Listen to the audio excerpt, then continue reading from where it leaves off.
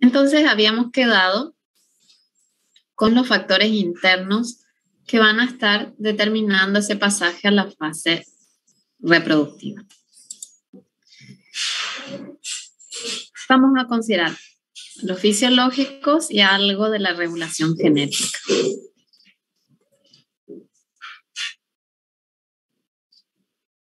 Bueno, una de las primeras teorías que se habían propuesto fue la del florigen.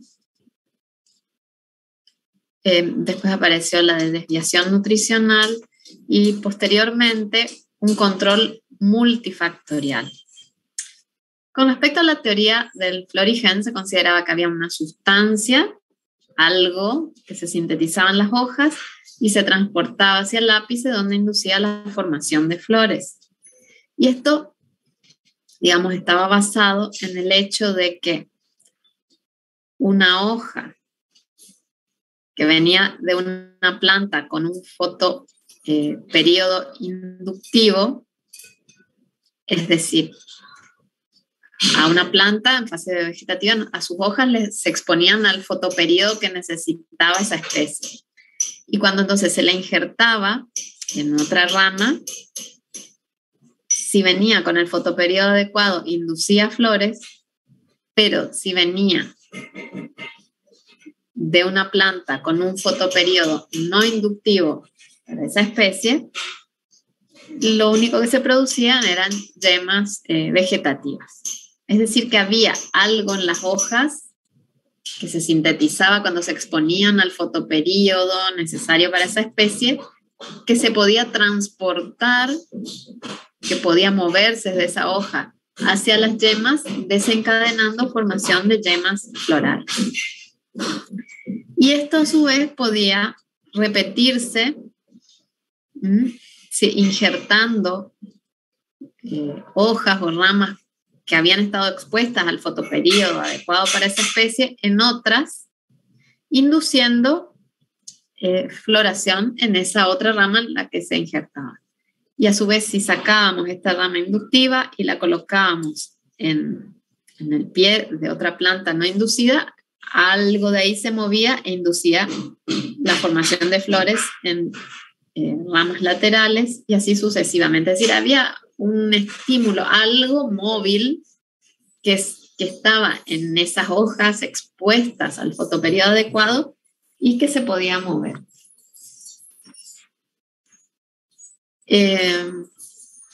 Lo mismo si a esa hoja que estaba expuesta al fotoperíodo adecuado se injertaba sucesivamente en distintos pies, siempre iba induciendo la floración.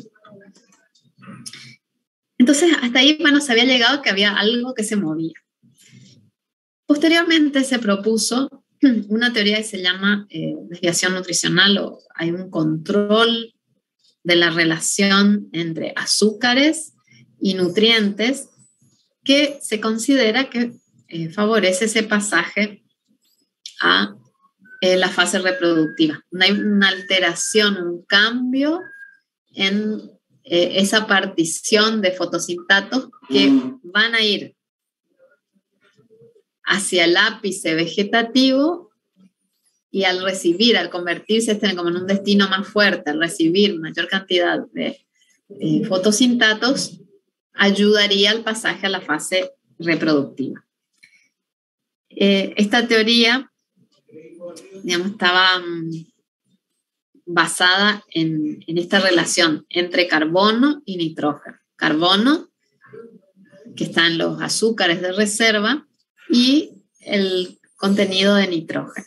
Entonces, si nosotros acá tenemos valores hacia la derecha, valores crecientes de reservas de hidratos de carbono, y hacia la izquierda tenemos valores crecientes de nitrógeno. El crecimiento de nuestra planta va a ser mayor cuando tengamos una buena proporción de ambos, suficientes reservas y una buena cantidad de nitrógeno. Pero si aumentan, tenemos reservas, pero hay muy poco contenido de nitrógeno,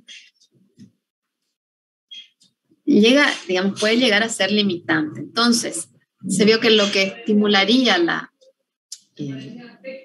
La floración es una buena cantidad de reservas, un alto contenido de reservas de hidratos de carbono y una cantidad de nitrógeno no demasiado baja para que sea que haya deficiencia, pero tampoco demasiado alta, porque sabemos que altos contenidos de nitrógeno favorecen el crecimiento vegetativo. Entonces hay una proporción entre reservas y nitrógeno que sería la adecuada para que se produzca la floración. Finalmente se llegó a un control multifactorial donde se asigna importancia a distintos factores, ya sea estos relacionados con la nutrición, con esa proporción entre nutrientes, con la relación entre carbono y nitrógeno, y un balance hormonal donde las giberelinas son las hormonas que tienen un rol preponderante. Además, en las plantas existe eso que se conoce como ritmo circadiano, que son procesos que ocurren con una frecuencia periódica. Es una oscilación en distintos procesos o, por ejemplo, en la transcripción de ciertos genes que ocurren en ciertos momentos del día donde tenemos picos y hay una caída en otros momentos. Entonces esto le da un ritmo, es lo que se conoce como el ritmo circadiano, son procesos que se repiten rítmicamente durante todos los días. Están relacionados con transcripción de genes, con apertura de estomas, movimiento de cloroplastos, elongación en las plantas, por ejemplo. Y después lo que se, lo que se pudo entender de esta regulación, de este ritmo circadiano en las plantas y la floración, fue esta diferencia entre las plantas de días largos y cortos. ¿Cómo hace la planta entonces para que en el día largo se pueda producir la floración, por ejemplo? Se vio que hay un gen que se llama constans, que tiene una oscilación diaria. Ese gen tiene producción muy baja en ciertas horas del día, por la mañana, y su producción aumenta a la noche. Y después va bajando hasta el día siguiente y aumenta, y sucesivamente. Cuando los días son cortos o las noches largas, el pico de transcripción de ese gen se da a la noche, o sea, cuando hay oscuridad.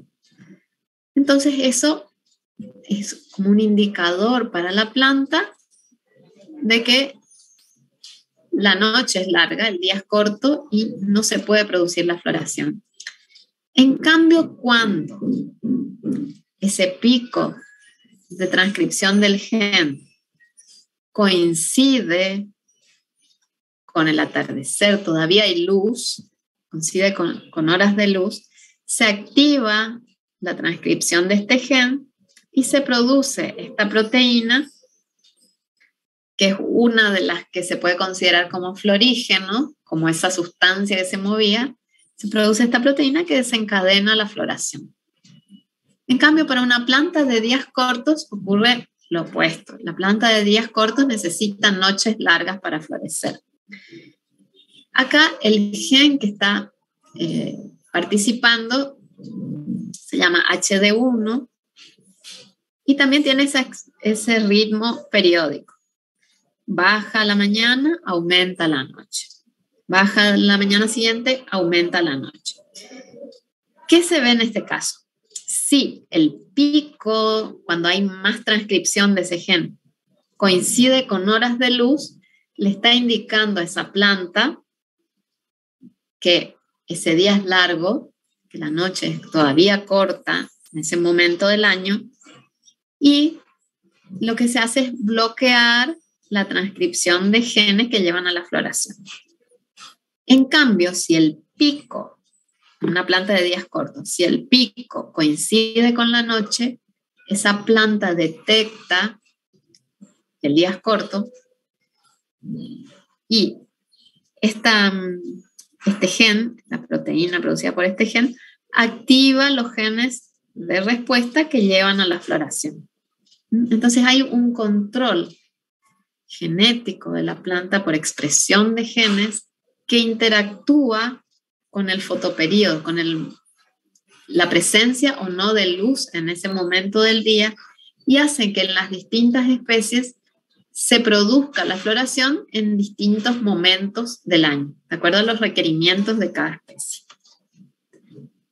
Entonces, en la floración tenemos una vía activada por el fotoperíodo, donde vimos que participa este ritmo circadiano. Es decir, si esos genes están muy transcriptos o no cuando hay luz. Eso es lo que va a llevar o no a la floración.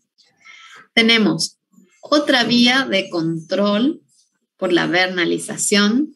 En ciertas especies necesitan horas de frío que van a llevar o no al pasaje a la fase reproductiva. Y tenemos también la participación de las giberelinas, que son otra vía que hace como un bypass a las anteriores, porque aplicando simplemente giberelinas se puede llegar a ese pasaje a la fase reproductiva. O bien se sintetizan por interacción con alguno de los factores externos. Entonces, eso que se conocía como florigen, se vio que son simplemente proteínas que se sintetizan en respuesta a cambios en el ambiente, como habíamos visto en las plantas de días largos y en las de días cortos, se sintetizan esas diferentes proteínas, constans o HD1, que de acuerdo al momento del día, si se encuentran con luz o con oscuridad, con esa interacción con el factor ambiental, van a llevar a que la planta florezca. Es decir, esta captación de la luz se hace en las hojas. Entonces, si el fotoperíodo es el adecuado para la especie, si una planta de días largos y el pico se encuentra con horas de luz, se sintetiza esa proteína que puede viajar a través de la planta hasta el meristema apical, donde va a desencadenar la formación de flores.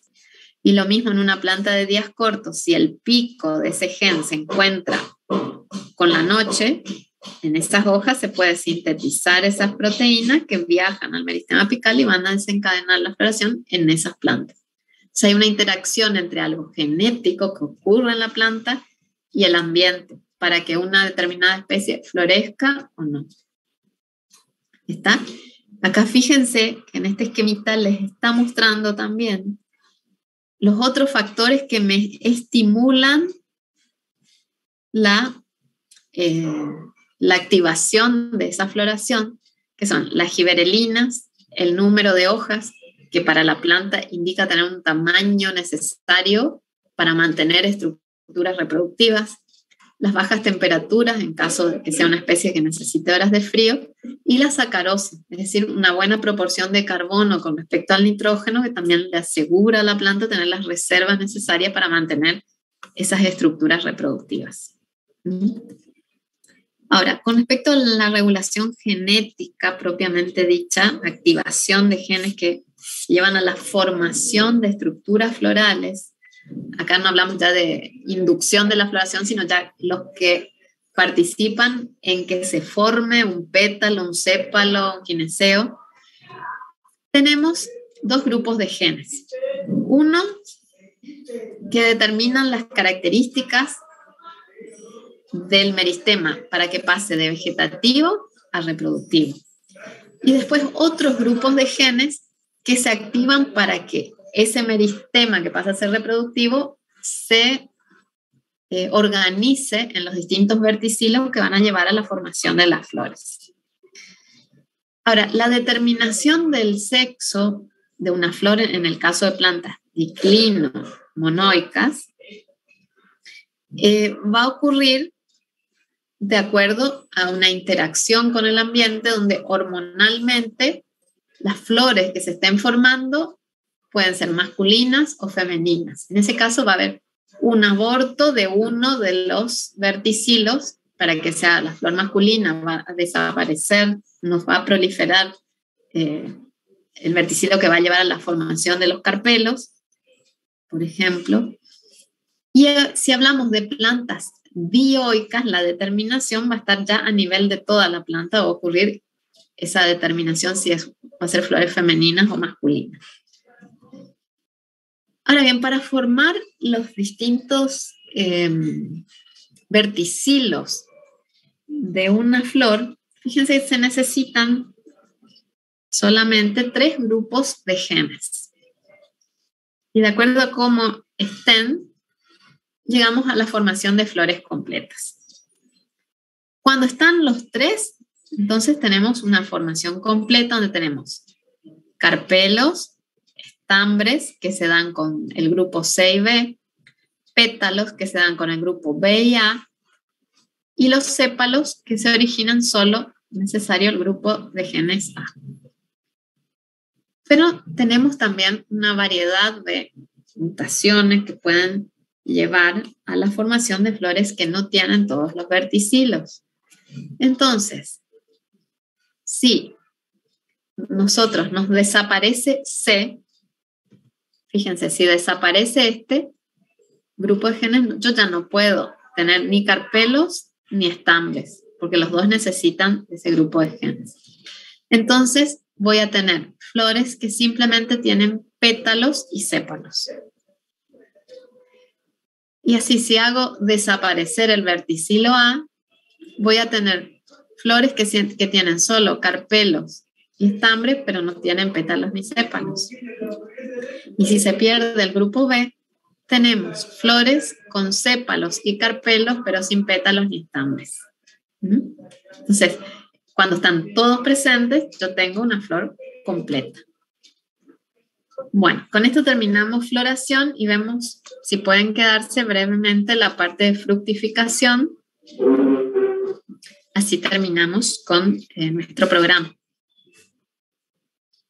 Esta parte de floración está en todos los libros, incluso en el Montaldi más finito, en el que solo de Montaldi está la vernalización, está todo, así que en cualquier libro pueden sacar este tema. Ahora la última parte de ya cómo se identificó el florigen y de estos genes está en el libro de Thais. Bueno, entonces ahora, si no hay preguntas de este tema, vamos a pasar a la fructificación. Bien. Y con esto completamos. Profe, ¿Sí? una pregunta. Con respecto a la vernalización, vio que usted dijo que cuando acumulaba horas frío, activaba ciertos genes que contribuían a la floración. ¿En qué le beneficia a la planta, además de prepararse para la floración, esta acumulación de horas frío? ¿Qué es lo que le beneficia, digamos? Digamos, en ese caso, en esas especies, esa necesidad de frío le asegura en la naturaleza pasar el periodo de invierno en fase vegetativa. Lo que hace es asegurarle la supervivencia a la planta. Porque si no tuviesen ese requerimiento, esa planta, si vos la sembras con suficiente anticipo, te podría florecer en el otoño. Y a las estructuras reproductivas de ese periodo crítico le tocaría enfrentarse con condiciones atmosféricas muy crudas que podrían llevar a una falla reproductiva. Entonces, a veces esos requerimientos de frío lo que hacen es como sincronizar, como hacer que las fases más críticas para la planta ocurran en momentos donde las condiciones climáticas son adecuadas o no perjudicarían, no llevarían a una falla reproductiva. En muchos casos, durante esa fase de frío, por ejemplo, puede llevarse a la degradación de inhibidores, es algo que está ocurriendo en ese periodo que después determina que pueda crecer, retomar el crecimiento cuando se pasa ese periodo. Gracias, profe. Digamos, hay que pensar que nosotros ahora, digamos, aprovechamos, hacemos uso de las plantas para producir para nosotros. Pero las plantas, digamos, en su evolución fueron ajustando sus respuestas al ambiente de modo tal de tener eficiencia reproductiva, de dejar descendencia. Entonces, toda esta sincronización, a veces esta respuesta al factor ambiental está dado para que los periodos críticos de esa planta no se enfrenten con condiciones extremas. Así como para la germinación, a veces es necesario el periodo de frío, es un mecanismo que evita que una plántula germine en otoño y tenga que estar en su estado más delicado, con tejidos muy jóvenes, durante el periodo más crudo del invierno. Entonces, dependiendo del ambiente para el que evolucionaron, van a tener estos distintos requerimientos que les aseguran el crecimiento, que esas fases más críticas para la planta ocurran, no coincidan por lo menos con momentos que podrían ser ambientales, que podrían perjudicar su supervivencia. Bueno, ¿alguna otra pregunta? Entonces, vamos a iniciar entonces el otro tema, donde tenemos la fructificación. Es decir,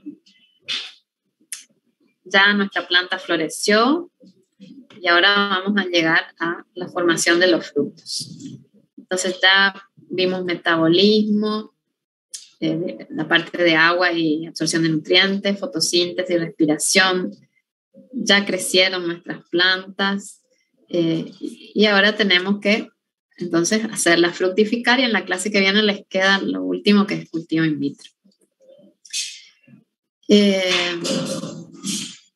Habíamos visto en la clase de crecimiento ya las características que va a tener una curva de crecimiento, que también se aplica para el crecimiento de un fruto, con una fase inicial exponencial, una fase lineal, donde iguales incrementos de tiempo tenemos iguales incrementos en peso o volumen, y una fase de senescencia. Tenemos distintos momentos críticos cuando estamos hablando de la formación de un fruto. Uno de los más importantes es el inicio de esa formación del fruto, el cuajado, donde puede haber abscisión, hasta que llegamos a tener nuestro fruto maduro, donde vamos a ver también algunos cambios que se producen en esa fase de maduración. Los frutos por sí pueden provenir de distintas partes de una flor o de una inflorescencia y cumplen la función de proteger, de albergar las semillas hasta que éstas se dispersen. Salvo en nuestras gimnospermas, donde tenemos nuestras semillas que están, digamos que no están envueltas en esa estructura del fruto. Entonces, en las angiospermas sí vamos a encontrar ya la semilla envuelta por los carpelos, que, digamos, el fruto puede variar muchísimo de acuerdo al tejido, a los tejidos que involucren y a las características que tenga, si son carnosos o secos, si tienen un endocarpo duro o no lo presentan. Entonces, digamos, estas características, las características de un fruto van a ser muy variables de acuerdo a la especie, nos van a permitir identificar frutos secos y carnosos, y tenemos desde, por ejemplo, una ananá, donde tenemos una inflorescencia, en las manzanas, donde tenemos tejidos accesorios, que son los que se van a comer, el receptáculo, que va a ser, por ejemplo, en la frutilla. Digamos, los tejidos que participen van a depender de la especie. En todos los casos, para que haya la formación de semillas que estimula el crecimiento del fruto, necesitamos que haya polinización. Esta polinización va a asegurar que llegue polen al estigma y va a permitir que ocurra la fecundación. Para que eso ocurra, el tubo polínico tiene que crecer a través del estilo y llegar hasta el óvulo. Ahora bien, hay que considerar el tiempo en el cual se puede hacer esa polinización, porque el óvulo tiene un cierto periodo de longevidad. Tiene ciertos días en los que puede estar receptivo. Pero al tubo polínico le lleva también un cierto número de días desde que germina el grano de polen hasta que llega al óvulo.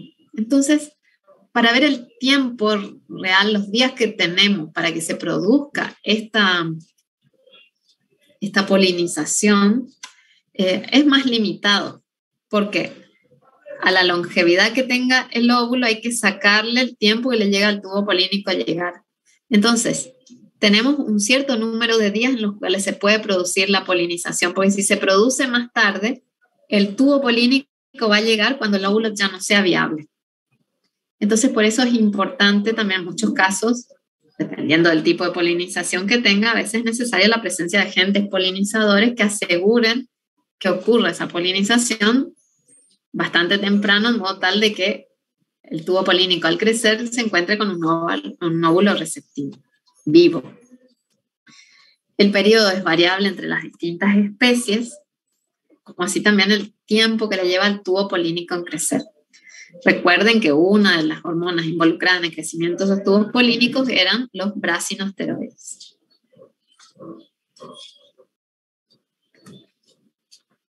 ¿Qué factores van a afectar la polinización? Por ejemplo, la temperatura, que afecta la actividad de polinizadores y va a determinar la velocidad con que crece el tubo polínico. La humedad ambiental. Si la humedad ambiental es muy alta, a veces se dificulta la dispersión de los granos de polen porque quedan compactos, no se desprenden de las anteras. O si es muy baja, puede afectar la viabilidad del polen. O también se puede ver afectada la capacidad del estigma de retener esos granos de polen. La insolación en algunas especies requieren como una buena exposición a luz solar.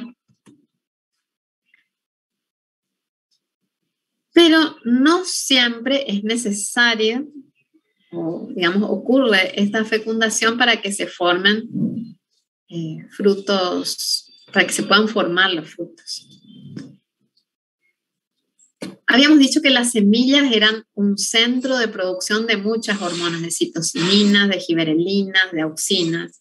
Entonces, si no hay fecundaciones, si no tengo semillas que se encarguen de la producción de hormonas, para obtener un fruto partenocárpico, es decir, un fruto donde no hay semillas, donde se inicia el crecimiento sin fecundación, vamos a necesitar otros tejidos que reemplacen a las semillas en la producción de hormonas. Por ejemplo, en el caso de naranja sin semilla, es el albedo, es otro tejido, el que se ocupa de la síntesis de algunas hormonas que van a determinar el crecimiento del fruto. La partenocarpia puede variar mucho entre las especies. En general, es frecuente encontrarla en especies tropicales, pero mucho menos en las especies que crecen en climas templados, en las que si nosotros queremos el desarrollo de un fruto partenocárpico, en general hay que realizar una aplicación exógena de hormonas. Y en algunos casos, digamos, no responden bien como en las drupaceas a estos tratamientos. Ahora, la partenocarpia puede ser autónoma, algo que normalmente ocurre en esa especie, o puede ser inducida por algún estímulo externo. En el caso de que sea autónoma, ese mismo fruto sin semillas es el que sintetiza hormonas que van a determinar su crecimiento.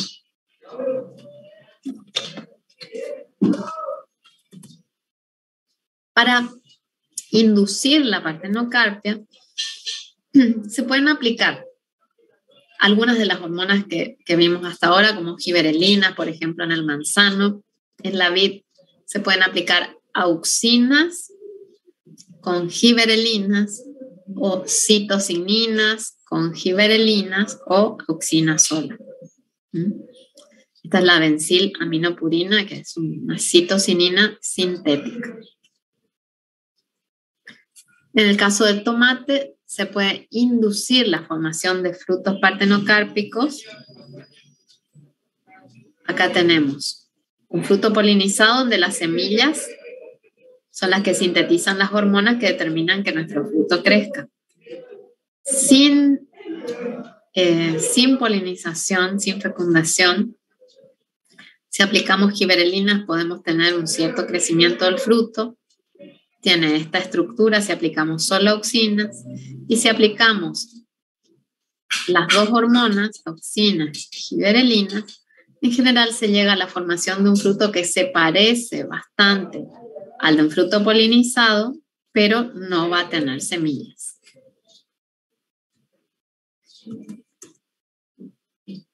Entonces, el crecimiento de nuestro fruto es un aumento irreversible en el volumen, generalmente acompañado por un incremento en la masa. Para el crecimiento del fruto vamos a necesitar división celular, que es muy activa en las primeras fases de formación del fruto, y finalmente vamos a necesitar que esas células formadas se expandan.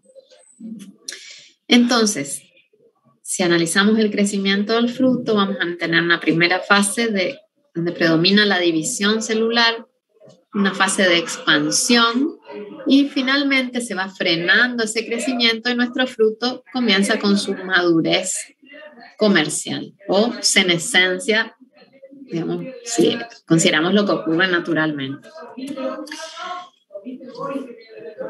En algunos casos acá tienen, el crecimiento del fruto.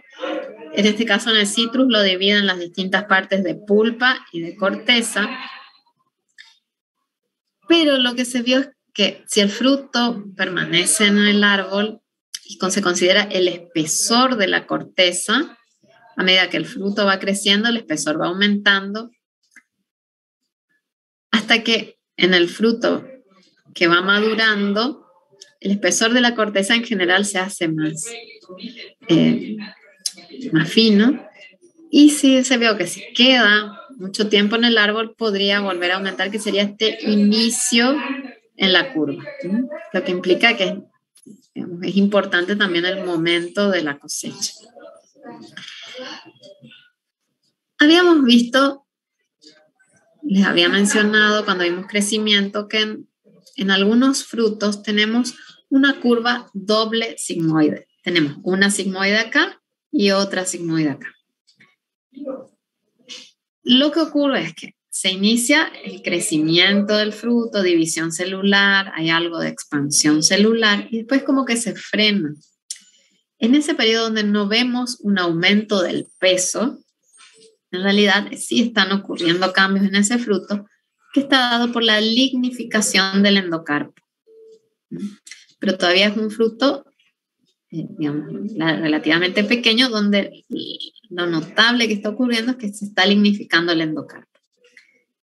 Finalmente se acumulan suficientes azúcares que determinan el ingreso de agua, baja el potencial hídrico, entonces ingresa agua a las células del mesocarpo y el fruto tiene la expansión final, tiene ese crecimiento final que le lleva al tamaño final del fruto. Entonces, tenemos un crecimiento inicial, después del cual se hace más duro este endocarpo y finalmente la última fase es donde crece el mesocarpo carnoso por el ingreso de agua y la expansión de esas células. Esta curva doble sigmoide también se observa, por ejemplo, en el caso de la uva, donde tenemos una primera fase de división celular, expansión celular, y después como que se frena el crecimiento, no vemos un aumento en el tamaño, pero lo que está ocurriendo dentro Es la síntesis de antocianos, de azúcares simples, de aromas. Esta acumulación de los azúcares hace que baje el potencial hídrico y tengamos una última fase de expansión que lleva al tamaño final del fruto. Entonces ahí también tenemos una curva doble sigmoide, aunque no tengamos un endocarpo lignificado como en el otro caso. Y finalmente tenemos una curva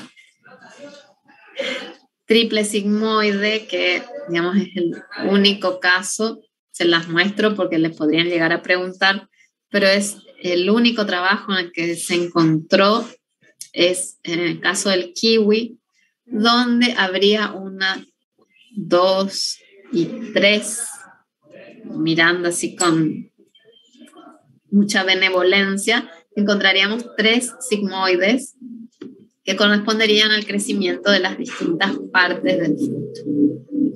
Pero digamos es el caso excepcional. Entonces, la primera fase de donde se define si el fruto va a quedar o no en la planta, si va a prosperar, si ese ovario se va a convertir en un fruto, es la fase de cuajado. Se necesitan yemas florales maduras a las que lleguen fotoasimilados, que lleguen nutrientes y temperaturas adecuadas para la especie, donde el ingreso de la mitosis, el hecho de que ocurra la mitosis va a depender del aporte, de un buen aporte de carbohidratos. Y si ese fruto falla en convertirse en un destino fuerte, va a haber la caída o la abscisión de frutos. En general, se puede decir que hay como 3 momentos críticos para el cuajado, que son una primera fase inicial hasta la caída de los pétalos, donde puede haber un gran aborto de flores, un periodo inicial cuando recién se produce el cuajado con los frutos muy chicos y hacia el final de la fase de división celular. Y ocurre, digamos, algo similar a lo que ocurriría con la abscisión de una hoja, que lo que ocurre es separarse en la zona de abscisión, donde puede haber división celular, entonces hay una menor adherencia mecánica entre células, se disuelve la laminilla media, como ocurre con la abscisión de las hojas por acción de enzimas, y el fruto finalmente cae. Esta abscisión, esta caída de frutos puede deberse a una competencia en el número de frutos que hayan quedado. Muchos frutos pequeños que estén compitiendo por la cantidad de carbohidratos disponibles en la planta, o también la competencia con hojas. Si hay una parte vegetativa muy vigorosa, compite con los fotosintatos y puede ser que se destinen menos hacia los frutos. Acá tenemos cómo se distribuyen los carbohidratos en una planta sin frutos y en una con frutos. Sin frutos, fíjense, se destinan mucho hacia las hojas, tallos y raíces. Pero cuando la planta tiene frutos, la mayor parte de los carbohidratos va hacia la formación de esos frutos. Porque son, digamos, por sus activas división celular, son órganos que necesitan de mucha sacarosa para que entren en respiración y se produzca ATP o se produzcan estructuras carbonadas para la síntesis de todos los compuestos que necesite ese fruto en formación. Puede haber temperaturas extremas que afecten el crecimiento de los frutos y lleve al aborto. Estrés hídrico, cuando la planta no alcanza a reponer todo el agua que se transpira. En general caen muchas estructuras reproductivas y quedan pocas que la planta, digamos, se prioriza mantener unas pocas para las cuales podría alcanzar el agua disponible. En el caso de que haya sombreado que afecte la intensidad de fotosíntesis, también puede haber aborto de flores. Y tenemos algo que se conoce como la teoría primogénica, que está relacionada con cómo va a ser el crecimiento de los distintos frutos de la planta. Cuando tenemos, por ejemplo, un racimo de frutos. En los frutos que primero se forman, si hay, como se inician a formar, hubo fecundación, tenemos semillas que están creciendo, que sintetizan muchas hormonas, entre ellas las auxinas, empiezan a exportar más auxina. Mientras que los frutos que se van formando después inician esta exportación de auxina más tarde. Entonces, el fruto que primero se forma antes inicia a exportar con respecto a los frutos que se forman después. Esto hace que las auxinas estimulen un buen desarrollo de haces vasculares que conectan al primer fruto que se formó, mientras que en los frutos que se forman posteriormente, al iniciar más tarde este proceso de exportación de auxina, tienen menor desarrollo de tejidos vasculares, entonces les llega menor cantidad de agua, minerales, azúcares.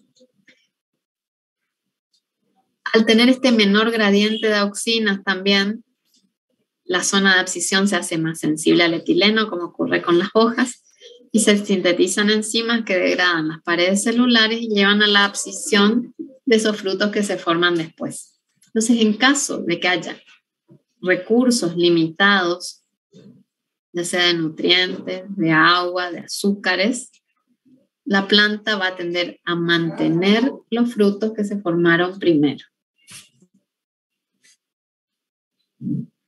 Nosotros podemos inducir también en ciertos casos la abscisión de frutos, que se puede hacer en forma manual, que se pueden sacar, o bien la podemos inducir en forma química, por ejemplo con etileno o con auxinas. Y a veces es deseable cuando se fijan demasiados frutos y van a competir y van a tener menor tamaño. Entonces, en ciertos casos es preferible reducir el número de frutos para que tengan mayor tamaño y mayor calidad comercial. Entonces se puede aplicar o etileno o algunas auxinas bastante fuertes, que en realidad las auxinas lo que hacen es desencadenar la producción de etileno.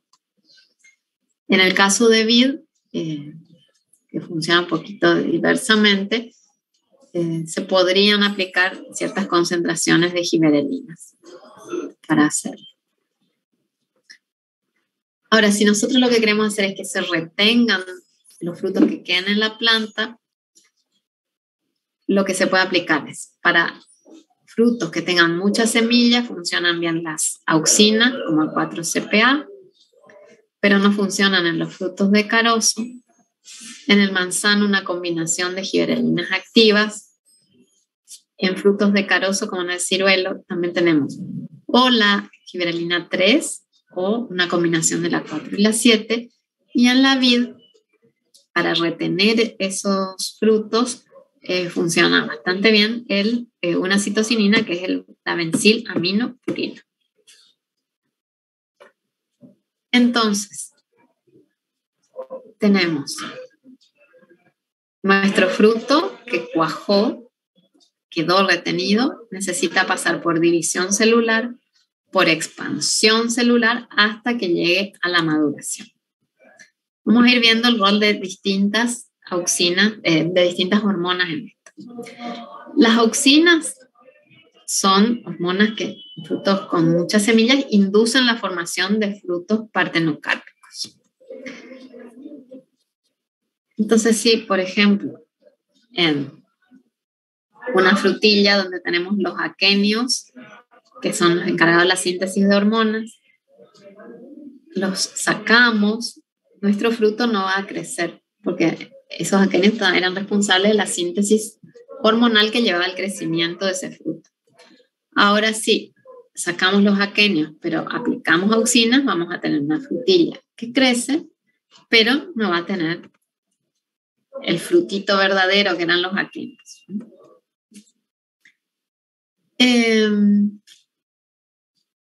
Las auxinas en general lo que hacen es estimular división celular y ayudan a la formación del tejido locular. Ayudan a que el fruto tenga esa estructura normal. En los frutos, cuando se produce la polinización, la síntesis de auxina a partir de esas semillas en formación sería la primer señal que desencadena el crecimiento del ovario. Y de hecho, acá están coloreadas, son frutos apenas cuajados, donde están las semillas en formación, están coloreados con rojo las zonas de síntesis de más auxina y se vio que son precisamente estas semillas en formación las responsables de la mayor síntesis de auxina que va a determinar el crecimiento de ese fruto. Las giberelinas también participan en la formación del fruto y se vio que con aplicaciones crecientes de giberelinas tenemos frutos más grandes, pero siempre el tamaño va a ser menor que el de un fruto que se forma como resultado de la polinización, porque en la semilla natural se sintetizan no solo una hormona, no solo las auxinas, no solo las giberelinas, sino que se están sintetizando todas. Entonces, con la aplicación de una sola externa puedo estimular que el fruto crezca, pero no va a ser igual que un fruto donde están las semillas presentes. Y lo que se vio fiel a su función de las giberelinas de promover la expansión celular es que no hay tanta división celular, pero las células que están presentes son más grandes. Entonces, participan en la expansión de las células. Hay una interacción entre las auxinas y las giberelinas y podemos decir que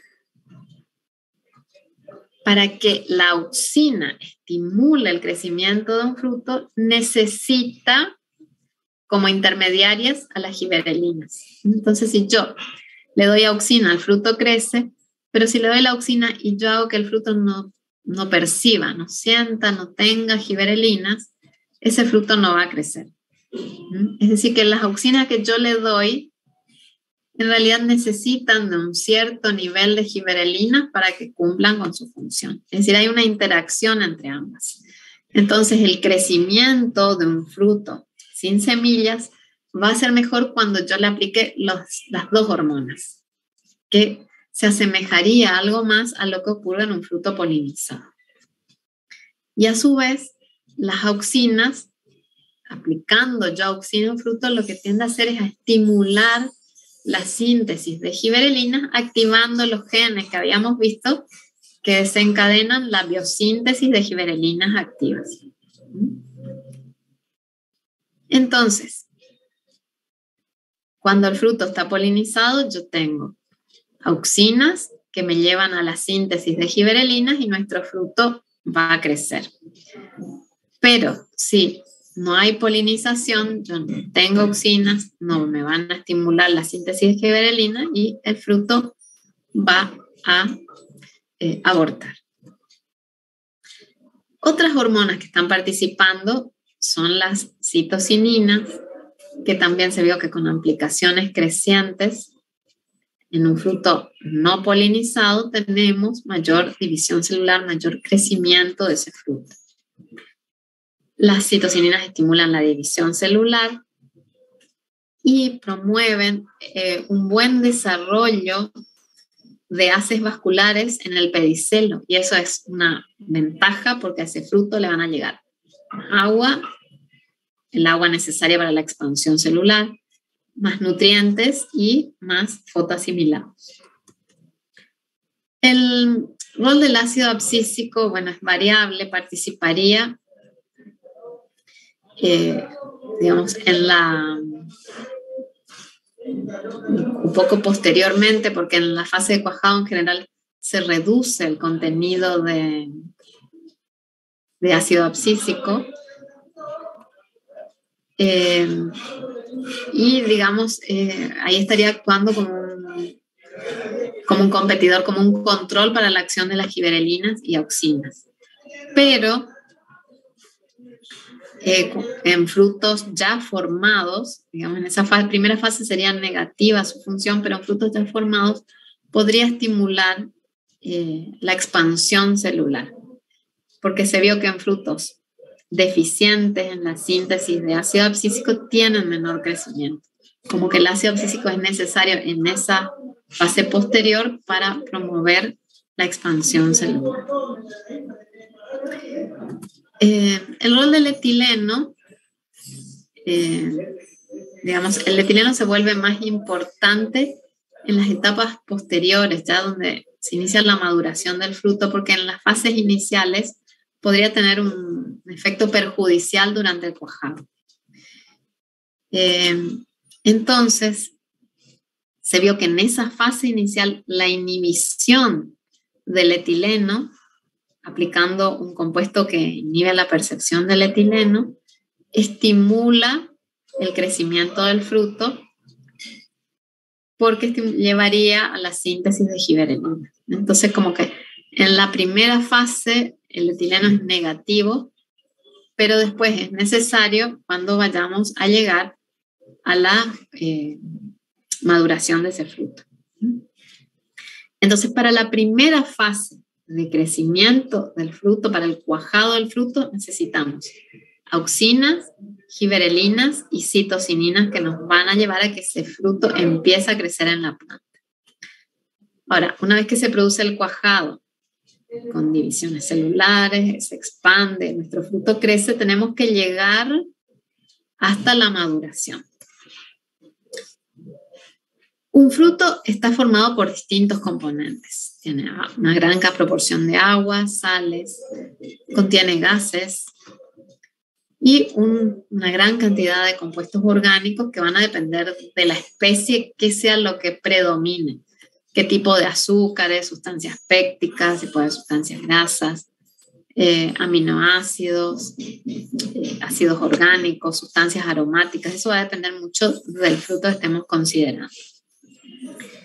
En la maduración, nosotros tenemos un fruto que ya alcanzó el tamaño máximo, ya tiene su madurez fisiológica, las semillas ya están fisiológicamente maduras, están listas, completas ahí, ya se deshidrataron, ya se completó todo el crecimiento de ese fruto, pero faltan los cambios que llegan a que ese fruto tenga las características más atractivas organolépticamente hablando.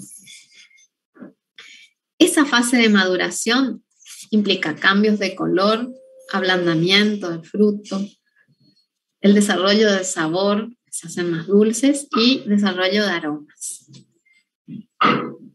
Y depende, digamos, está muy relacionada con la tasa de respiración del fruto.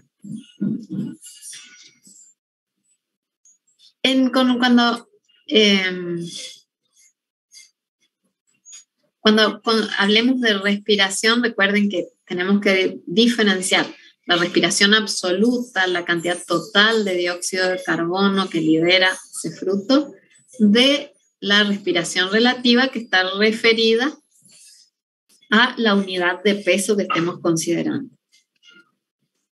Entonces, nosotros tenemos nuestro fruto climatérico, no climatérico, que están creciendo. Tenemos nuestros frutos en crecimiento. ¿Qué toca? Tenemos la respiración, acá tenemos la respiración relativa, por unidad de peso. Cuando nuestro fruto es muy chiquito y predomina la división celular, la respiración es altísima. Se necesita mucho ATP, muchas estructuras carbonadas, muchos intermediarios para sintetizar todas las moléculas que van a necesitar esas células en crecimiento. A medida que el fruto va alcanzando el crecimiento máximo, la respiración por unidad de peso va disminuyendo. Nuestro fruto total sigue respirando, pero por unidad de peso la intensidad es menor. Eso continúa así en un fruto no climatérico como en un citrus, pero en un fruto climatérico nosotros tenemos que en esa fase de maduración hay un pico en la respiración, que ese pico es el que va a llevar a que se desencadenen todos estos cambios que llevan a la maduración comercial de ese fruto. Ese pico en la respiración coincide con un pico en la producción de etileno en esos frutos climatéricos. Y entonces, sabiendo eso, nos da la posibilidad de nosotros administrar el etileno, darles nosotros al fruto ese pico de etileno para mover este pico de respiración y regular cuándo se va a producir la maduración comercial de ese tipo de frutos. En estos frutos climatéricos, entonces, tenemos que en general las reservas están en forma de almidón. Y ese pico de respiración lo que hace es convertir el almidón en azúcares simples que le dan al fruto maduro el sabor característico. En los frutos no climatéricos, en general, ya el fruto en su formación va acumulando monosacáridos, ácidos orgánicos, y entonces no es necesario ese pico en la respiración para la degradación de sustancias de reserva. Acá tienen simplemente algunos ejemplos de frutos climatéricos, no climatéricos. En el caso de los frutos no climatéricos, darle el etileno no va a llevar a que el fruto madure, pero sí en algunos casos puede llevar a cambios en la coloración de la corteza, como por ejemplo en el limón. Entonces, habíamos hablado que para que el fruto madure había cambios de color, ablandamiento, cambios en el sabor y en el aroma. Los cambios en la coloración están dados por la desaparición de la clorofila y aparición o se revelan otros pigmentos como los carotenoides, les dan el color anaranjado, rojizo, xantófilas y antocianos. Algunos de los factores que pueden desencadenar el desarrollo de estos pigmentos son la temperatura a la que estén expuestos, la luz. En general es necesaria una buena intensidad de luz para que se desencadenen estos procesos y buena disponibilidad de oxígeno. El ablandamiento está dado por el paso de protopectinas, que son más bien insolubles, a pectinas solubles que se imbiben con agua, adquieren una consistencia más gelatinosa, se gelifican. Esa formación como ese gel hace que disminuya la permeabilidad de las paredes celulares, digamos como que ocupan todos los espacios entre microfibrillas, y eso hace que se genere como un ambiente reducido en oxígeno dentro de la célula, llevando a la fermentación. Se producen aerobiosis y se sintetizan alcoholes que le dan algunos aromas característicos a un fruto maduro.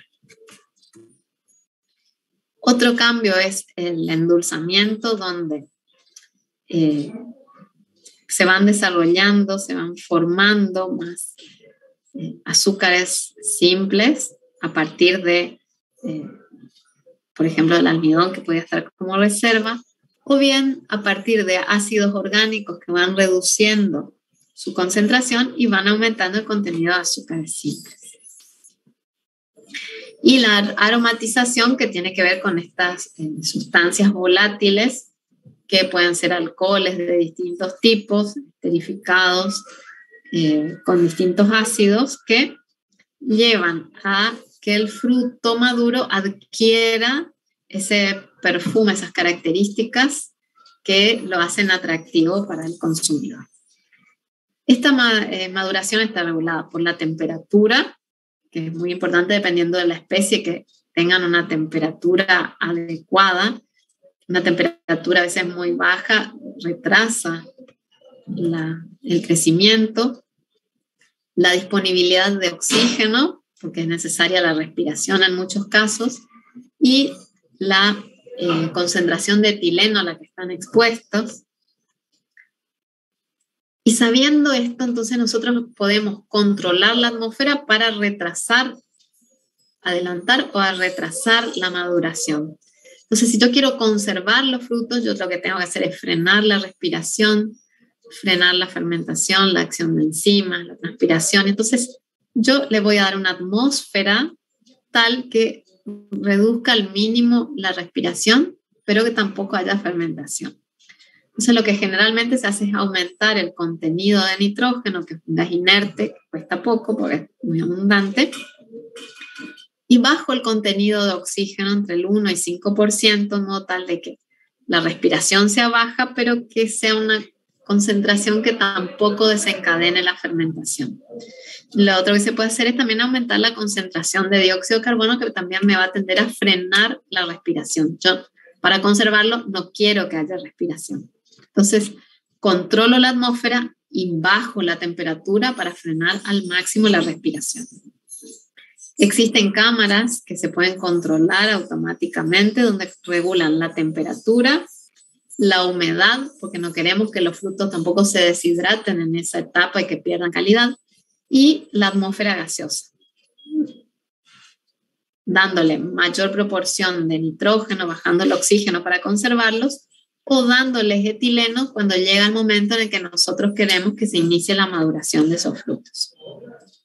Entonces, para inducir la maduración, primero se usaban calentadores a petróleo, que lo que hacían era liberar etileno por combustión, pero, digamos, actualmente existen métodos donde nosotros podemos controlar todos los factores: humedad, temperatura, la concentración de oxígeno, la concentración de dióxido de carbono, y le podemos dar etileno en el momento en el que queremos inducir la maduración. Esto ya les dije. Entonces, por ejemplo, en el caso de maduración de bananas, se colocan las bananas verdes a temperatura baja, 14 grados. Se puede conservar así, en una atmósfera baja en oxígeno. Cuando llega el momento en el que se quiere inducir la maduración, se aplica etileno a razón de 100 a 400 partes por millón. Se la deja cerrada esa cámara por unas 24 horas y después hay que ventilarla, porque se imaginan que si desencadenamos la maduración de un fruto climatérico que percibe el etileno y todos esos frutos entonces empiezan a producir más etileno, digamos, se produciría demasiado rápido y no daría tiempo para comercializarlo. Entonces, se induce la maduración con el etileno y después se ventila la cámara para evitar la acumulación excesiva y que esos frutos de maduración también alcancen temperaturas demasiado altas. Y con esto terminamos esta parte de la teoría. Les queda la última parte. Para el tema de fructificación y maduración de frutos, les aconsejo las Convieto, porque tratan bastante bien todos los factores que van a afectar a la maduración.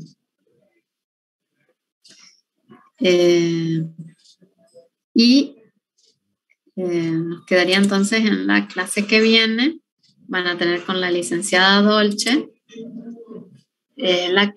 la última unidad, la unidad 22, que es la de cultivo in vitro. Y bueno, conmigo terminamos.